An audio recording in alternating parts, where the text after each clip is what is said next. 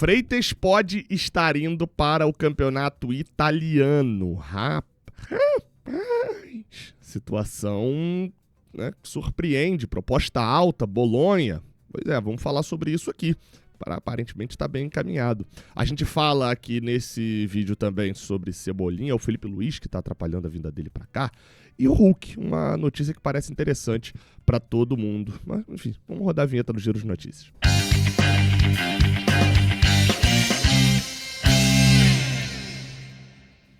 Seja bem-vindo, você guerreira de todo o Brasil, de todo mundo. Aqui é o canal Raiz Tricolor, eu sou o Gabriel Amaral, eu sou jornalista e sou tricolor. Deixa o like aqui embaixo, se inscreve aqui no canal pra gente trocar aquela ideia marota também na caixa de comentários, beleza? Vamos lá, principal notícia, como sempre eu já jogo aqui logo no início.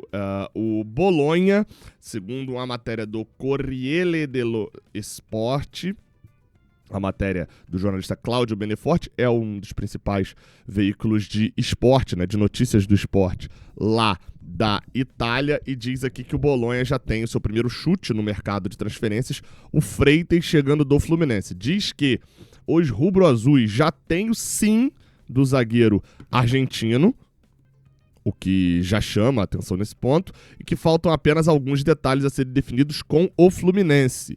Diz aqui na matéria que, inclusive, já existe um acordo com ele que, a essa altura, no Bolonha, se diz que está só esperando o mercado abrir nos primeiros dias de janeiro para oficializar. Valores, Gabriel, valores. Bem, diz que já existe o acordo da duração de contrato, tá? E os números ali também, e que os detalhes que precisam ser definidos entre os dois clubes são referentes aos bônus, e que o valor de transferência seria cerca de 8 milhões de euros, o que, no entanto, criaria ansiedades particulares para os Bolonha, que se sentem fortes justamente com o sim do argentino. Ou seja, o que isso quer dizer é que com esse valor eles creem que efetuarão a compra. O Freitas está extremamente feliz em desembarcar no campeonato italiano e, enfim, fala aqui do caminho dele até chegar ao Thiago Silva. O ponto que diz aqui também na matéria é que o zagueiro já era observado pelos scouts ali do Bolonha quando ele ainda estava na Argentina, mas que o amor à primeira vista, ou seja, a definição de querer contratar mesmo, veio durante o Mundial, durante a Copa do Mundo de Clubes nos Estados Unidos desse ano, quando ele acabou se destacando bastante. E que, achei interessante aqui, com faróis rigorosamente apagados, ou seja, extremamente silencioso, o Bolonha, inclusive, mandou o Di Vaio, atacante histórico lá da Itália, para vir ao Brasil, ver o Freitas das arquibancadas, né, ali assistir uns jogos ao vivo dele, e também em relação a treinos, tá? E diz que o Freitas se destaca muito pela garra que ele sempre coloca quando está dentro de campo. É argentino, isso já facilita, né, nesse ponto também. É muito forte de cabeça, provavelmente bola aérea, né? E em situações mano a mano de desarmes, e também teria boa técnica, né? Então, chegou, além de ser zagueiro, também consegue jogar como lateral esquerdo mais defensivo. Então, assim, isso é o que saiu na mídia italiana. No Brasil, o que a gente conseguiu confirmar até agora, tá? Que, de fato, a proposta é interessante para o Freitas. O Freitas tem o desejo de ir. E o pessoal do GE. Globo afirmou que a primeira proposta do Bolonha pelo Freitas é de 32 milhões, 5 milhões de euros. A primeira foi de 5 milhões de euros que o Fluminense recusou, tá? E aí tá no aguardo de uma nova proposta dos italianos, e aí por isso a expectativa ali, provavelmente lá na Itália se diz uma expectativa positiva, porque o Fluminense pode ter feito uma contraproposta de 8 milhões de euros e os caras já aceitaram, então é aquela história, eles já aceitaram, não responderam ainda, e a informação sai de lá, né? Primeiro, antes de chegar necessariamente a contraproposta aqui. Vamos lá, tá? Eu acho que algumas coisas a gente precisa botar em linha aqui pra gente debater. Primeiro é que tá todo mundo comemorando pra caramba a proposta, etc. O que eu acho que a gente precisa só ficar de olho, e é o que eu vou tentar apurar. Detalhes da proposta. E por que isso? Porque quando a gente fala sobre o Freitas, muita gente vai ter uma raiva, depois eu vou falar sobre a qualidade do jogador, mas muita gente vai ter ali de que, nossa, proposta maravilhosa, vende urgentemente. E gente, calma lá. O Fluminense, há pouco tempo atrás, acabou de pagar mais ou menos 2 milhões, pouco menos de 2 milhões e meio de euros pelo Freitas, e é a notícia que a gente teve lá do Alianza Lima, né? A gente não sabe aqui exatamente se de repente o Fluminense pagou um valor a mais, alguma coisa assim. A gente só vai descobrir isso no balanço publicado em abril ou maio de 2026, tá? Aí a gente descobre o valor da compra do Freitas de janeiro de 25. Inclusive, parêntese aqui, na entrevista com o ainda candidato Matheus Montenegro, que agora é presidente do Fluminense, ele disse que eu falei sobre como a compra do Hércules foi divulgada lá no Fortaleza com os valores bonitinhos, e aqui no Fluminense a gente não ficou sabendo de nada. A gente só soube o valor por lá. Ele falou, a gente pode fazer isso também. Então, assim, né, aguardo ansiosamente para que nesse mercado isso de fato aconteça e a gente também veja vendas e compras sendo divulgadas com valores do Fluminense. Mas vamos lá, tá? Qual que é a questão sobre o Freitas? Ele foi comprado agora do Alianza Lima. O Fluminense, na época, pagou 2 milhões e meio. Vamos fechar aqui em 2 milhões e 200, que era a informação exata que se tinha lá do Alianza Lima. A gente pagou 2 milhões e 200 mil euros por o Freitas por 60%. Sendo que a gente fica... exato. 60%. 30% pertence ao Alianza Lima, 10% pertence ao próprio Freitas. Então, naquela época, a gente pagou 2,2 por 60%. Se o Fluminense vende hoje o Freitas por 5 milhões de euros, o Fluminense ia ficar com um pouquinho a mais do que pagou pelo zagueiro. Então, essa é a primeira questão. A primeira proposta não era boa. Não era boa.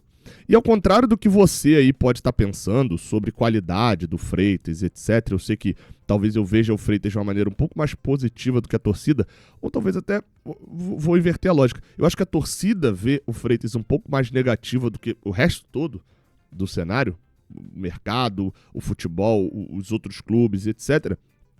A gente está falando de um zagueiro que, se chegou no início do ano com esse valor que eu falei, depois de vir de Alianza Lima, União La Calera, Independiente Rivadavia. Quando ele vem para o futebol brasileiro, ele joga 62 jogos. A gente está falando de um touro fisicamente, um jogador que não se lesiona, um jogador titular praticamente o ano inteiro. Não estou falando do Thiago Silva aqui, não, gente. Eu estou falando de atributos positivos do Freitas. Óbvio que ele não é um zagueiro perfeito, mas de um zagueiro jovem. Né? A gente não está falando de um zagueiro velho, a gente está falando de um zagueiro de 25 anos. Quando esse cara vem pra cá, o preço dele sobe, gente. O preço dele sobe. O Bernal, eu usei como exemplo aqui há pouco tempo, que o Bernal, só dele vir pro Brasil, mesmo ele jogando pouco por aqui, não rendendo ali, não sendo titular, o preço dele já subia porque ele sai do Defensor do Uruguai pro Fluminense do Brasil. E quando o Freitas sai do Alianza Lima do Peru para o Fluminense do Brasil, faz o Mundial que fez, é titular o tempo inteiro, é o parceiro de zaga do Thiago Silva, de uma das zagas com o melhor desempenho no Campeonato Brasileiro. Esse cara sobe o valor também. Então o Fluminense, pra mim, fez certo de recusar a primeira proposta pelo Freitas. A única hipótese de eu achar ok o Fluminense ter aceitado uma proposta onde ganharia praticamente a mesma coisa que pagou no início do ano, seria numa hipótese de o contrato acabando, são várias hipóteses, né? O contrato acabando, não é o caso, ele tem contrato até 2028. 2, numa hipótese do Freitas estar encostado no elenco do Fluminense, não estar jogando. Né? Do Santi Moreno, se vem a proposta igual pelo Santi Moreno agora ao que a gente pagou, eu topo vender. Aí obviamente que eu topo. Porque o cara já não funcionou, pode ser que funcione, mas até agora não tem nada. Então ele desvalorizou. No caso do Freitas, não. O Freitas está jogando, é titular. Então, essa primeira proposta, até alguns lembraram, né? O Freitas recebeu uma proposta igual a do Nino, praticamente. Só que a diferença principal o Nino era o zagueiro. Um pouquinho mais velho, mas isso não faz tanta diferença, mas o principal o contrato dele acabava naquele ano. Então, o Freitas tem um longo tempo de contrato. Então, obviamente, que o valor sobe. Por isso que essa história de valor de mercado é uma coisa muito complexa, porque às vezes um jogador é melhor do que o outro, mas o valor de mercado dele é mais baixo porque o contrato dele está acabando. Envolve muita coisa que não seja só desempenho dentro de campo. O Mundial chama muita atenção do Freitas, é claro, do mundo sobre o Freitas. O Mundial do Freitas foi muito bom. E aí o outro detalhe que é o que eu quero apurar, que eu acho que a gente tem que ficar de olho, é a respeito de bônus, gente. Quando vendas são feitas lá fora e a matéria do Corriere dello Sport fala sobre bônus, né? Fala, ó, alguns detalhes precisam ser definidos entre as duas empresas, né, entre os dois clubes, referentes aos bônus. É que, às vezes, pode não ser 8. Pode ser que a proposta inicial era 3 mais 2. Agora pode ser que a proposta seja 4 mais 4. Né? Enfim, a gente tem que ter esses detalhes. Eu acharia uma venda boa? Acharia. Acharia uma venda interessante. De fato, o Fluminense conseguir vender. Se for 8 milhões de euros seco, mais bônus, ou 6 mais bônus, 7 mais bônus, eu acharia uma venda boa, porque o Freitas é um cara que teria se valorizado aqui, teria jogado um ano, entregou aí nesse um ano um futebol sempre com muitas emoções e etc, e estaria de boa. Agora, não é para vender por qualquer coisa, gente. Calma lá, estão tratando como se fosse a proposta pelo Gilberto lá de 2020 do Fluminense. E calma lá, não, do Benfica, né? Não é nesse nível, não é que estão pagando muito mais. Talvez a nossa avaliação, a nossa, eu digo como torcida, nem a minha pessoal, a nossa avaliação sobre o Freitas que seja baixa demais. Se o mercado tá falando uma coisa, o Fluminense falou uma coisa, os treinadores falam uma coisa, o Materazzi elogia e fala que o Freitas é um dos melhores zagueiros do mundo, italiano, inclusive. Fala isso tudo. Só a gente? Tá certo? Outras duas notícias que chamam a atenção, uma é relacionada ao Hulk, a novela Hulk.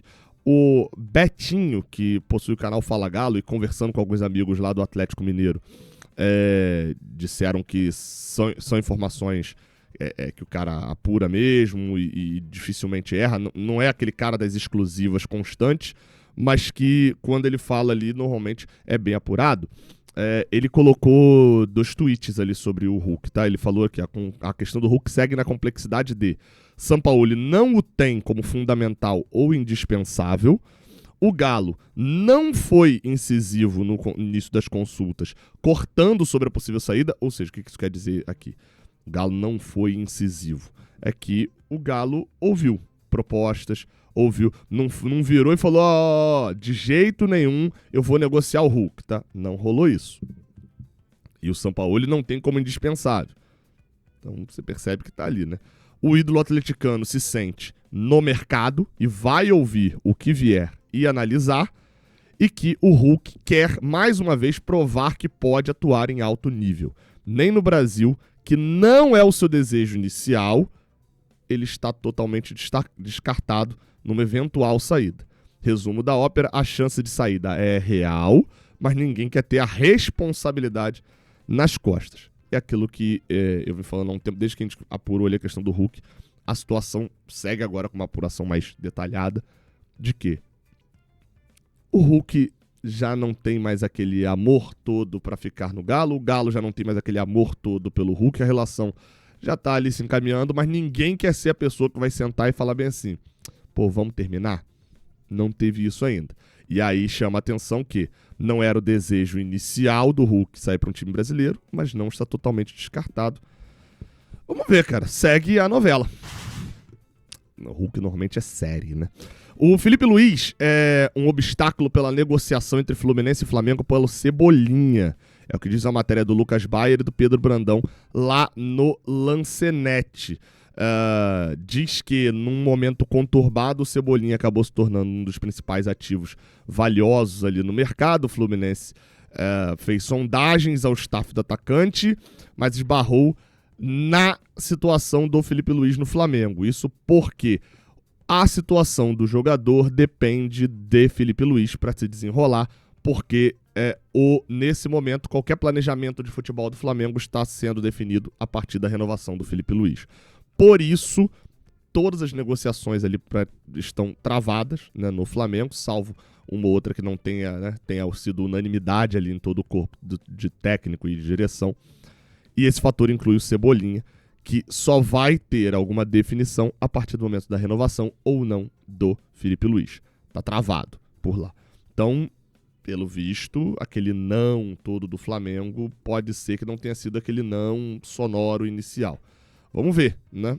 O Felipe Luiz está pedindo altíssimo lá pro Flamengo. Aí já tem gente dizendo que o Flamengo tá queimando o Felipe Luiz aí no mercado, soltando notícias. E eu gosto muito. paga 200 milhões. Pede 200 milhões, Felipe Luiz. Vai que os caras te dão isso e o Flamengo precisa falir, gente. Que isso? Se inscreve aqui no canal, deixa o like. Tamo junto. Até a próxima. Valeu.